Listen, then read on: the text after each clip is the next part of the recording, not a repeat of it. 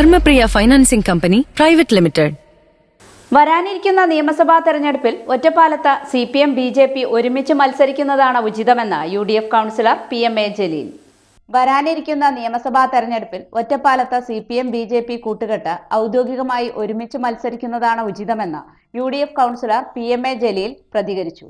ദിവസങ്ങൾക്ക് മുമ്പ് BJP east Ottapalam president Venugopal നടത്തിയ പ്രസ്താവനയ്ക്കുള്ള മറുപടിയായിരുന്നു PMA ജലീലിന്റെ പ്രതികരണം. ഒറ്റപ്പാലം തദ്ദേശ തെരഞ്ഞെടുപ്പിൽ BJPയെ പരാജയപ്പെടുത്താൻ ഇടത് വലത് മുന്നണികൾ ഒരുമിച്ച് നിന്നുവെന്നും അത്തരം സഹകരണം നിയമസഭാ തെരഞ്ഞെടുപ്പിലും തുടരുന്നതാണ് നല്ലതെന്നുമായിരുന്നു വേണുഗോപാലിന്റെ പരാമർശം.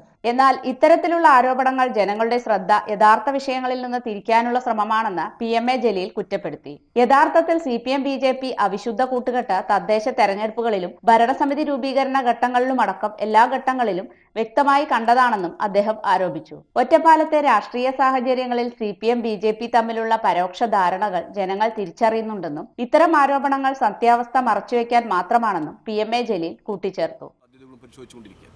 പക്ഷേ ഇവിടെ ഈ അനാവശ്യമായി ചില ആരോപണങ്ങൾ ഉയർത്തി ജനശ്രദ്ധ തിരിച്ചുവിടാൻ പല രാഷ്ട്രീയ പാർട്ടികളും ശ്രമിച്ചു വരുന്നുണ്ട്.